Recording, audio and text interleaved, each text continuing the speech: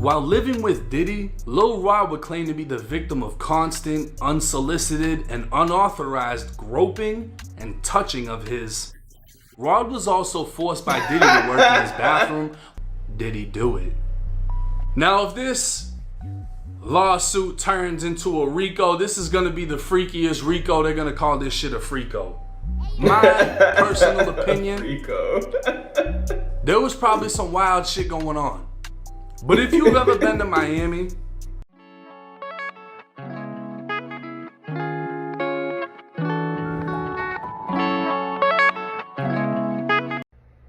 Alright, Diddy part 2.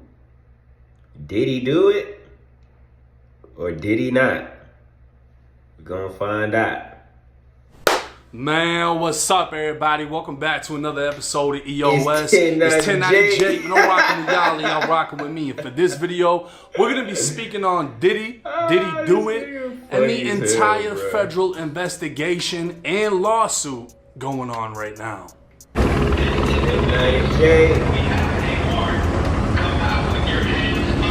Tonight at 11, Sean Combs' luxury mansions across the country raided by Homeland Security agents and 2 of his kids put in handcuffs. Federal Homeland Security investigations agents, heavily armed and armored tactical teams, guns drawn, clearing room to room. A similar scene playing out in Diddy's homes more than 2,000 miles away on Miami's Star Island. Did he do it?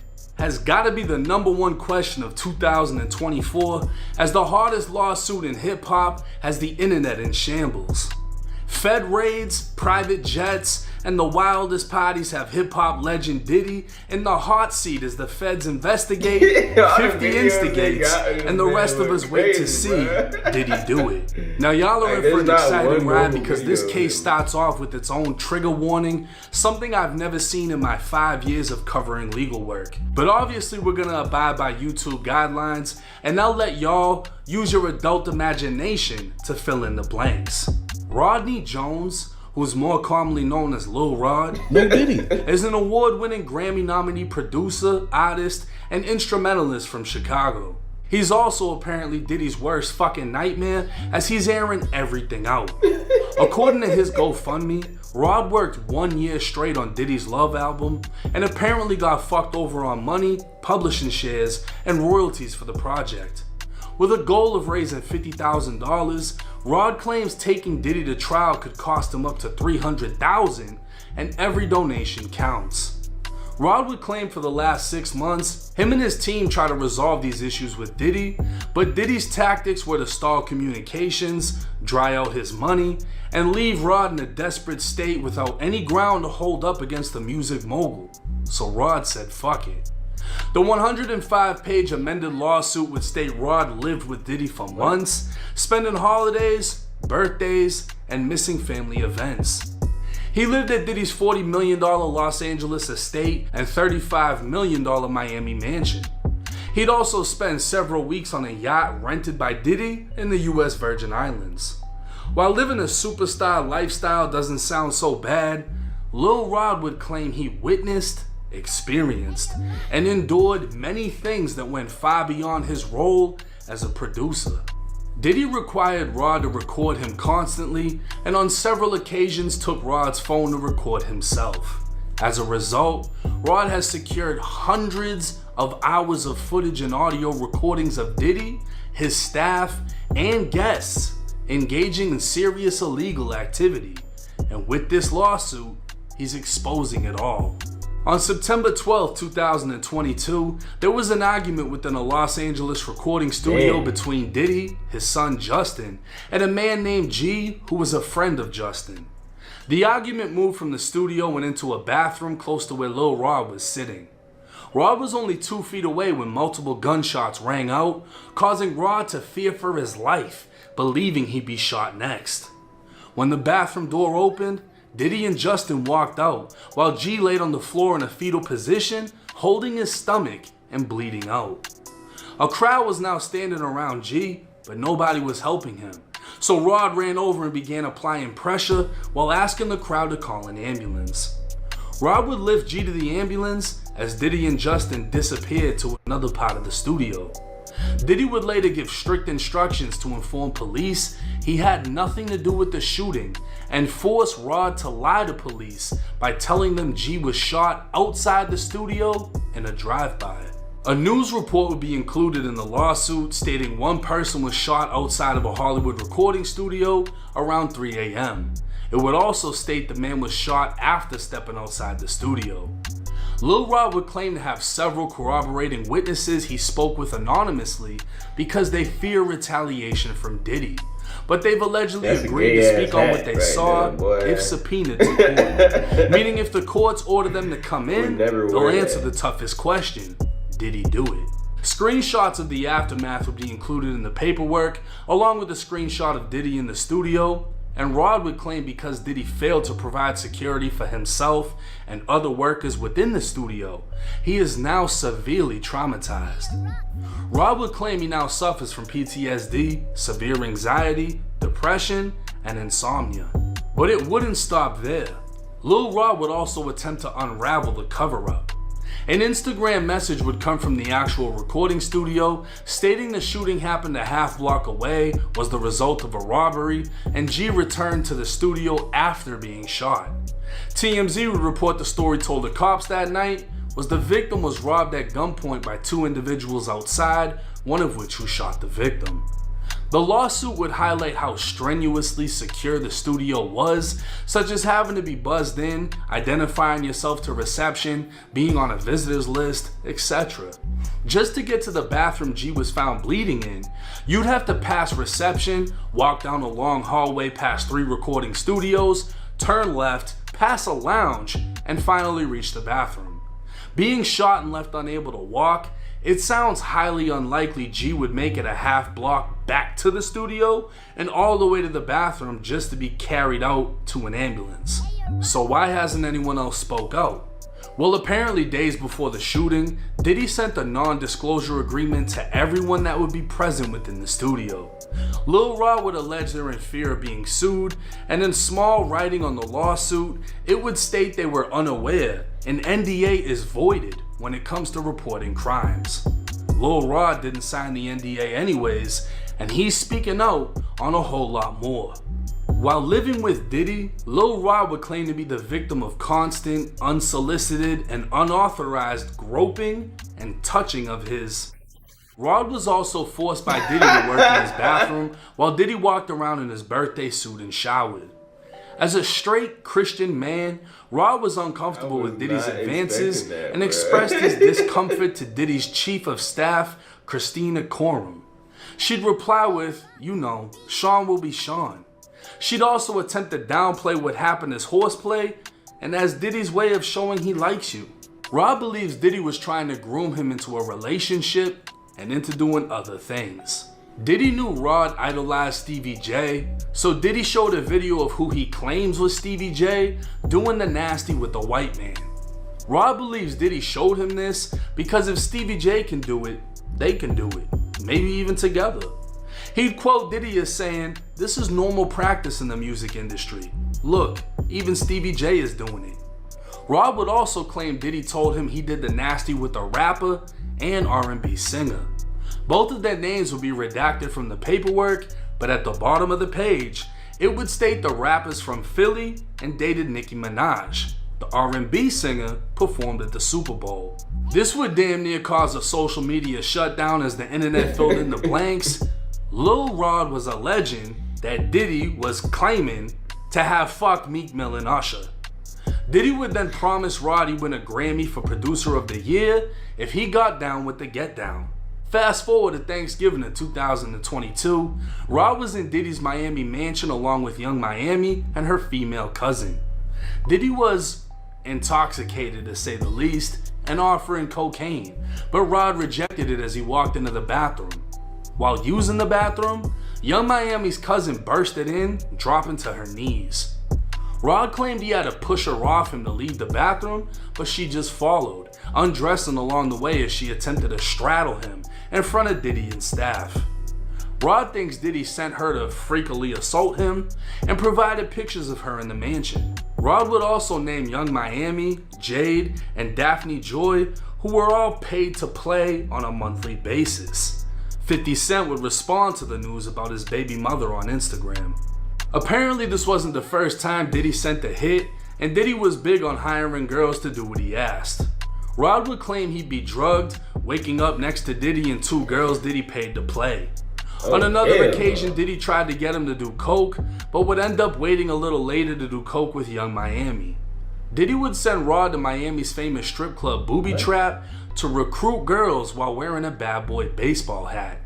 Diddy would then force him to have fun with the same girls. To maintain control over Rod, Diddy would promise him $250,000 for any instruments he wanted, ownership of a $20 million Miami home, and access to record label executives.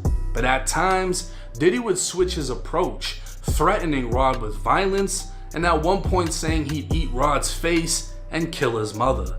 On July 2nd, 2023, Diddy had a listening party at his California home. According to Rod, there was an R&B artist, Diddy's son Justin, and underage girls. Diddy had required Rod to recruit women he could pay to play with, and as several women came to the house, there were at least 5 girls under the age of 16 in the crowd. Diddy forced everyone to drink liquor laced with ecstasy, and when Rod attempted to leave, Diddy took his car keys, forcing him to stay. After consuming 4 laced shots of liquor, Rod fell asleep, waking up naked with a female next to him. So while Diddy allegedly threw himself and multiple women at Rod, Diddy would also allegedly try to hook up Rod with a famous actor. Rod would be introduced to Cuba Gooding Jr. while they were on a yacht. Video evidence would show Cuba began touching, groping, and fondling Rod's legs, inner thighs, shoulders, and the small of his back. Rod would claim he was extremely uncomfortable, but in a screenshot from the video, Rod appears to be smiling through it before allegedly pushing him away. Once again, Rod was fucking up the vibe, so Diddy had him sit down while showing an arsenal of guns and bragging about the shootings he got away with. This would be when Diddy allegedly said he was responsible for the shooting in a New York nightclub with the rapper Shine. It was 2:55 a.m. on December 27th, 1999. Damn. Shots rang out at Club New York in Manhattan, and 3 people were Diddy, shot. you killed while Shine, Diddy, bruh. J-Lo, and He Shine was were your boy. arrested He after was a with gun you. was That's found in the crazy, car. bruh. Shine would end up being the only one charged and sentenced to 10 years in prison.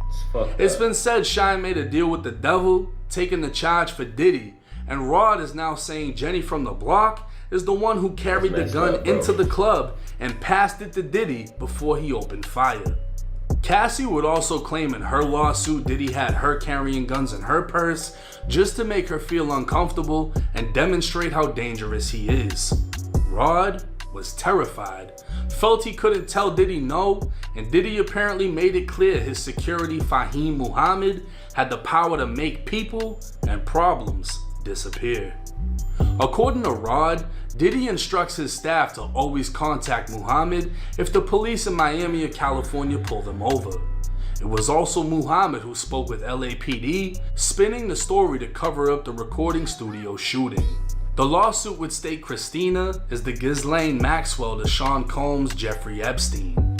Rod would witness Christina openly ordering staff to keep Diddy high off gummies and pills. She'd require all employees, from the butler to the chef to the housekeepers, to walk around with a black Prada bag or fanny pack filled with cocaine, GHB, ecstasy, marijuana gummies, and Tusi. She wanted Diddy's drug of choice available at all times whenever he asked for it. Now Tusi is pink cocaine mixed with ecstasy, and it's more popular in places like Puerto Rico, the Dominican Republic, and Colombia. With Miami being in close proximity to the islands, Tusi would find its way to Diddy's mansion. And according to Rod, Christina distributed the drug to Diddy's celebrity friends and women who came to party. This brings us to former basketball player Brendan Paul. Brendan would work as Diddy's drug mule, acquiring and distributing drugs and guns alongside another associate named Frankie Santella. In one incident, Brendan would forget to bring Tusi for Diddy, so Young Miami brought it on a private jet from Miami. Brendan would go viral after being arrested with cocaine during the federal raid of Diddy's homes. He's since bonded out of jail, but many are wondering now that he's facing prison and a federal investigation, if he'll cooperate against Diddy. Rod would allege while living with Diddy, he discovered Diddy had secret cameras in every room of his house. It's believed Diddy has recordings of several celebrities, artists, music label executives, and athletes engaging in illegal activities at Diddy's parties. As with the case of Stevie J, Diddy has compromising footage of every person who's attended his freak-off parties. And because of this treasure trove of evidence, Diddy believes he's above the law and untouchable. Rod's lawsuit would go as far as laying out its own RICO allegations against Diddy, accusing him of being the enterprise while his workers trafficked women, minors, and drugs.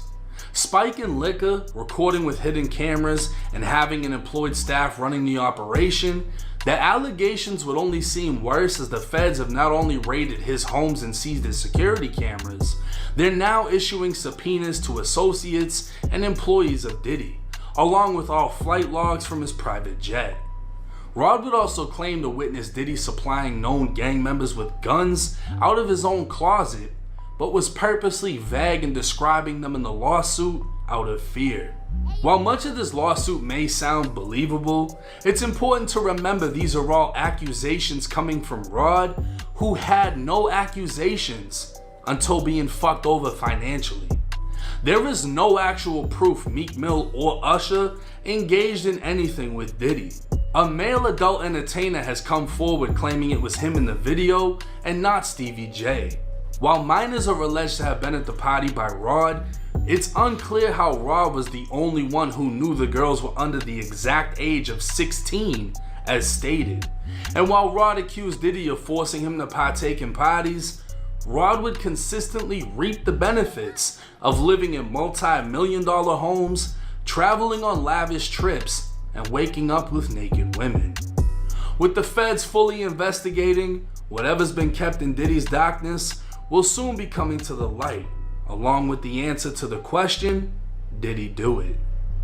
Now, if this lawsuit turns into a RICO, this is gonna be the freakiest RICO. They're gonna call this shit a FRICO. My personal opinion, there was probably some wild shit going on. But if you've ever been to Miami, you know there's a lot of women in Miami that's selling it. As far as trafficking goes, because you know the whole pimp game, they changed it up. First you were getting charged as a pimp, now you're getting charged with human trafficking.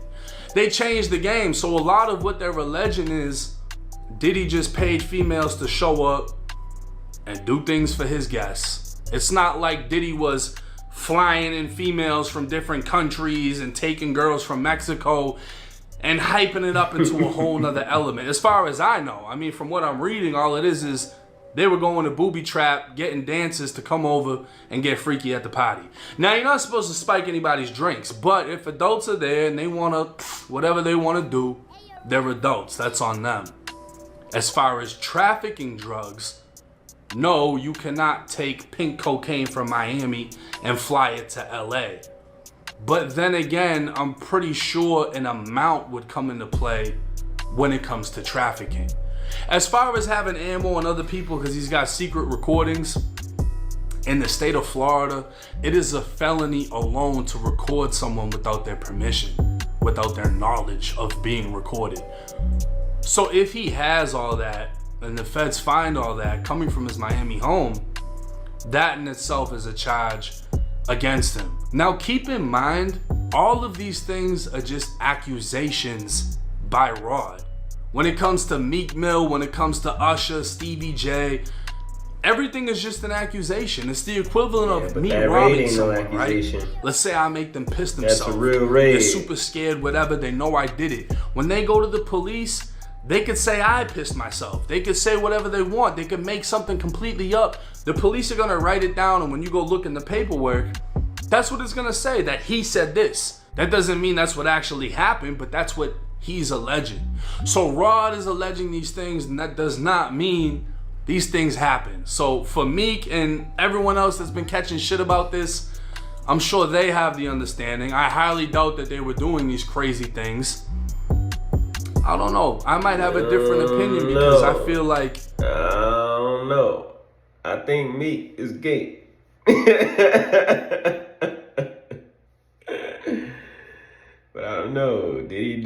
did he not? Who knows? We're just gonna have to wait and see. Peace.